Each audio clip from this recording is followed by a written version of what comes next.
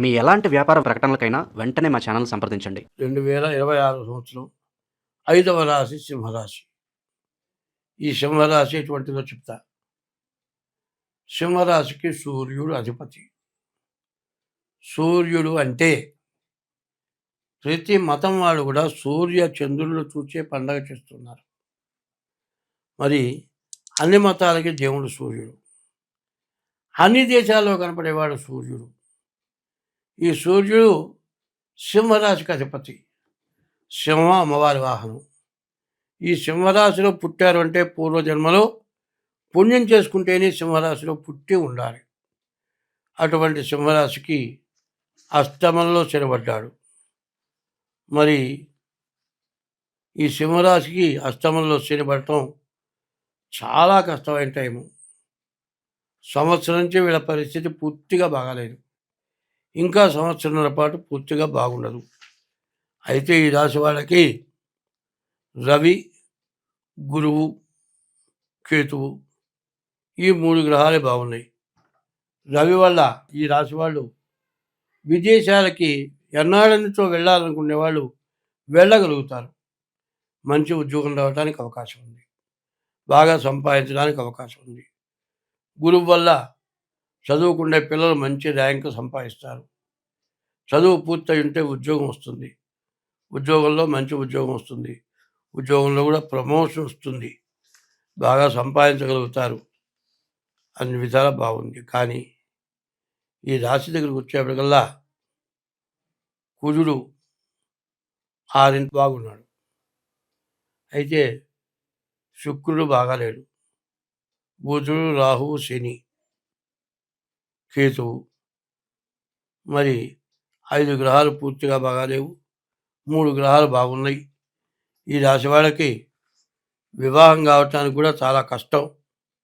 ఏదో తొందరపాటు చర్యగా వివాహం చేసుకుంటే మాత్రం చాలా ఇబ్బంది పడతారు.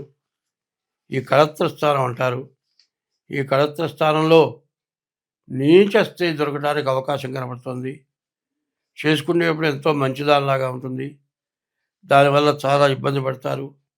ఇబ్బంది నుంచి మీరు బయటపడాలి అంటే మాత్రం చాలా జాగ్రత్త పడాలి. ముందుగా కాలసర్ప దోషం బాగా ఎక్కువగా ఉంది. తర్వాత బుధుడు, రాహువు, శుక్రుడు, శని అష్టమంలో ఉన్నాడు. ఈ అష్టమ శని ప్రాణకారకుడు. ప్రాణం తీయనన్నా తీస్తాడు, ప్రాణం తీసినంత పనన్నా చేస్తాడు. ఈ రాశి వాళ్ళు ప్రతిరోజు శివాలయానికి వెళ్ళాలి. ప్రతి శనివారం శనివికి అభిషేకం చేయించుకోవాలి. ప్రతి సోమవారం కూడా ఈశ్వరుడికి అభిషేకం చేయించుకోవాలి. తప్పనిసరిగా ఈ రాశి వాళ్ళు ఇంకా సంవత్సరంన్నర పాటు ప్రతిరోజు శివాలయానికి వెళ్ళటం చాలా అవసరం. తర్వాత ప్రతిరోజు 3 వేళల సూర్య నమస్కారాలు చేయడం చాలా మంచిది. తర్వాత మీ డేట్ ఆఫ్ బర్త్ ఉంటే డేట్ ఆఫ్ బర్త్ ద్వారా కానీ హస్త సాముద్రిక ద్వారా కానీ మీ జాతకం చూపించుకోవడం ఇంకా అవసరం. ఇట్లా చూపించుకొని మరి ఇది రాశి అంటే ఎట్లా వచ్చింది అంటే కర్కాటక రాశి పునర్వసు నక్షత్రం 4వ పాదం, పుష్యమి 4 పాదాలు, ఆశ్లేష 4 పాదాలు. ఇది కర్కాటక రాశి. నీవు కర్కాటక రాశి ఎట్లా వస్తుంది? నీవు పుట్టిన తారీఖు రోజున మఖా నక్షత్రం 4 పాదాలు కానీ, పుబ్బా నక్షత్రం 4 పాదాలు కానీ, ఉత్తరవ పాదం కానీ కలిసి సింహరాశి అయింది. ఈ సింహరాశి వాళ్ళు మీ డేట్ ఆఫ్ బర్త్ ద్వారా మఖ, పుబ్బ, ఉత్తర ఈ 3 నక్షత్రాల్లో ఏ నక్షత్రమైనా మీది సింహరాశి అవుతుంది. ఈ సింహరాశి వాళ్ళు చాలా జాగ్రత్త పడాలి. అట్లా జాగ్రత్త పడిన పక్షంలో మీరు చాలా ఇబ్బంది పడతారు. చాలా కష్ట నష్టాలకు పాల్పడతారు.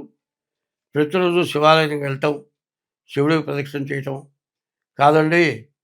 మేము మీ మతం కాదండి, మాది వేరే మతం, నన్ను రోజు శివాలయానికి పంపమంటారా అంటే ఎవరి మతమైన దేవుణ్ణి వాడు పూజించండి.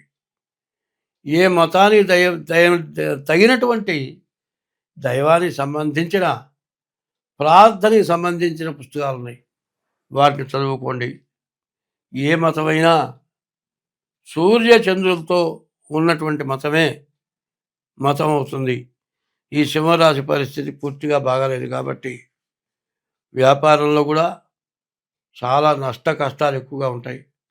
కొత్త వ్యాపారాలు తొలగిపోకూడదు. ఏ వ్యాపారం కూడా పూర్తిగా బాగాలేదు. తర్వాత చేసే వృత్తే జాగ్రత్తగా చేసుకోండి.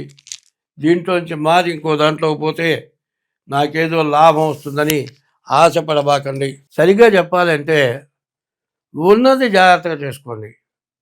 చేసే దాంట్లో ఏమీ లాభం లేదు అంటే అసలు మానుకోండి. ఉన్న దాంట్లో తిని బతకండి. అంతేగాని కొత్త వ్యాపారాలు పోవద్దు. ఉన్న వ్యాపారం జాగ్రత్తగా చేసుకోండి.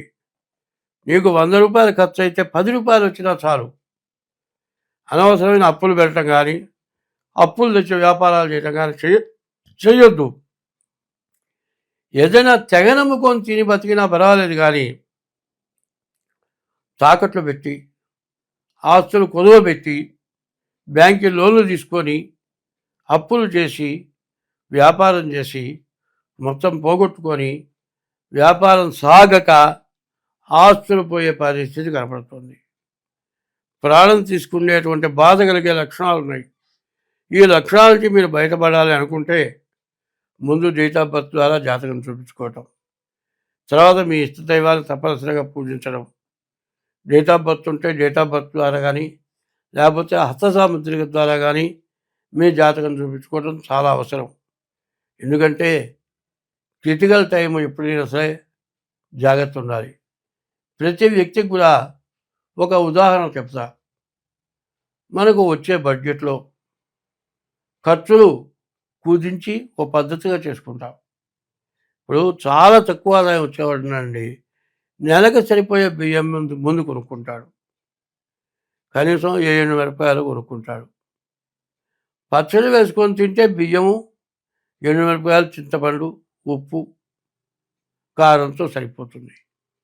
ఇంకా అంతకంటే లేనప్పుడు ఏం చేస్తా? అప్పివ్వడు.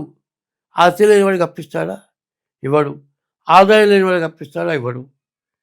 అందువల్ల ఒకరోజు 4 రకాలు తెచ్చుకొని తిని 4 రోజులు పస్తుపడుకోవటం కంటే ఉన్న దాంట్లో ఏ ఉప్పు కారం వేసుకొని తిని బతకడం మంచిది.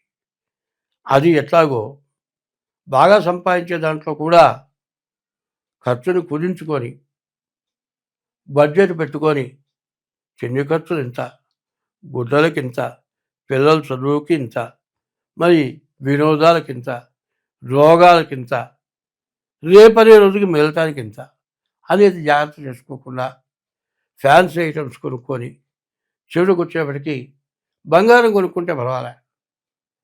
నిలవ డబ్బుతో బంగారం కొనుక్కుంటే పర్వాలేదు. లేకపోతే ఆస్తులు కొనుక్కుంటే ఆస్తులు అందుబాటులో లేవు. బంగారం అయితే గ్రాము దగ్గరించి కొనుక్కోవచ్చు. ప్రాణం మీదకి వచ్చినప్పుడు బంగారం అమ్ముకుంటే కూడా డబ్బులు వస్తాయి.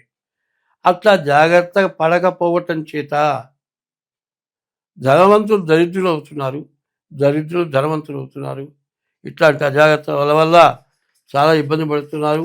కాబట్టి రాశి వాళ్ళు జాగ్రత్త పడాల్సింది డేట్ ఆఫ్ బర్త్ ద్వారా జాతకం చూపించుకోవాలి అని చెబుతూ ఉన్నాను. స్వస్తి.